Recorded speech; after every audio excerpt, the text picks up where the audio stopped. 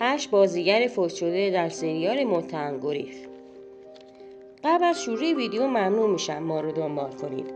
شاید شما با سریال های زیادی خاطره دارید، ولی مطمئنم سریال متهم گریخ خاطرات زیادی برای ما به یادگار گذاشتن. سریال متهم گریخ به کارگردانی رضا عطاران در سال 83 در ایام ماه مبارک رمضان روی آنتن رفت و حدود 20 سال پخش سریال می‌گذرد و توی این 20 سال چندین از بازیگران سریال فوت کردند. در این ویدیو میپردازیم به بازیگران فوت شده در سریال متهم گریخ. سیروس گرجستانی در نقش هاشم آقا. سیروس گرجستانی متولد 25 اسفند 1323 در بندرنظری بازیگر سینما و تلویزیون بود.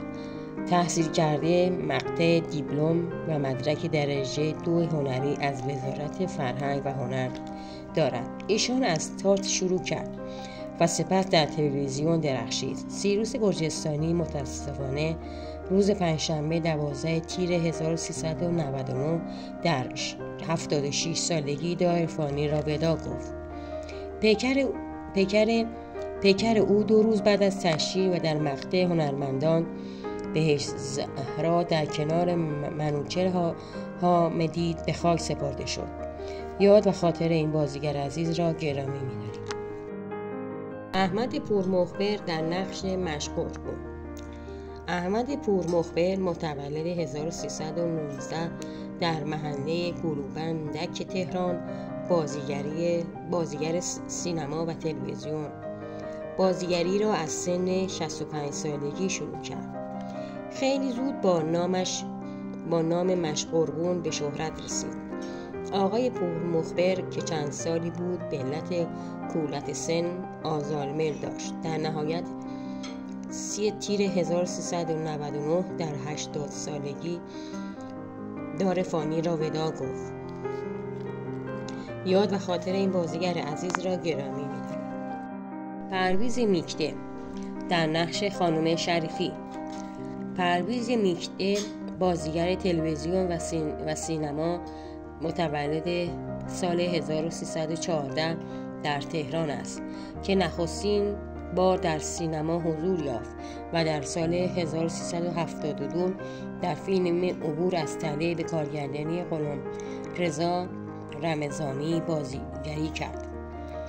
مهمترین فعالیت‌های او میتوان به فیلم‌های گنهکاران، یک خانواده محترم، نارمک، ماشالله، خانه سوسکه، دودکش، مدار 0 درجه و خانه به دوش اشاره کرد.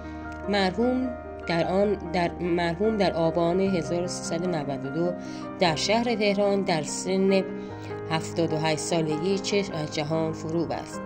یاد و خاطر این بازیگر عزیز را گرامی می‌داریم.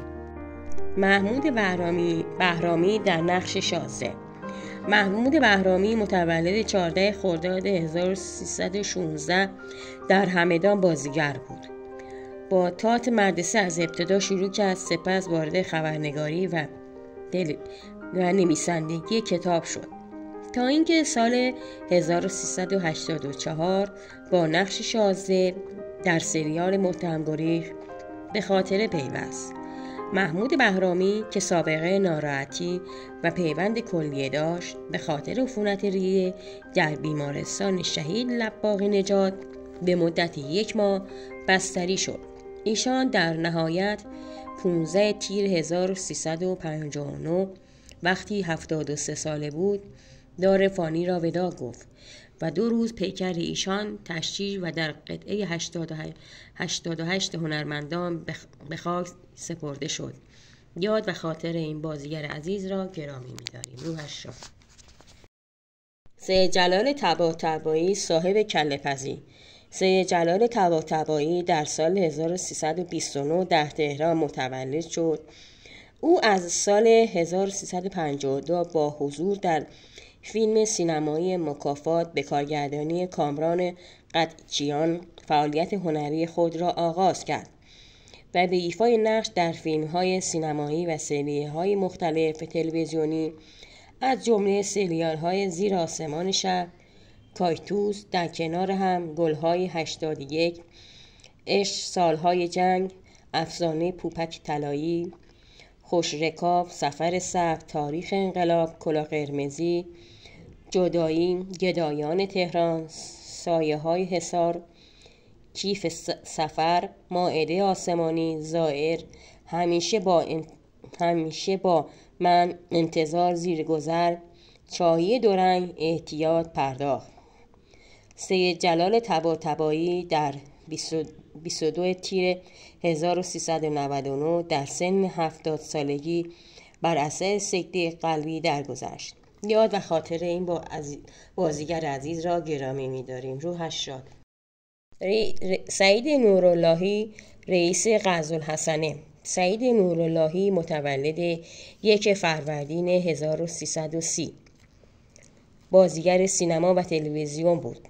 در دوران دبیرستان با انتخاب از طرف نماینده آموزش و پرورش به عنوان بازیگر مشغول به کار شد. سعید نوراللهی حوالی ساعت 5 صبح 6 اردیبهشت 1398 به دلیل صیده مغزی و لخته شدن خون درگذشت. یاد و خاطر این بازیگر عزیز را گرامی می‌داریم. تمامی این عزیزان در سریال متهم‌گریخ ایفای نقش کردند و خاطره زیبایی برای ما به یادگار گذاشتند. یاد و خاطرات این عزیزان را گرامی می‌داریم. روحشان شاد.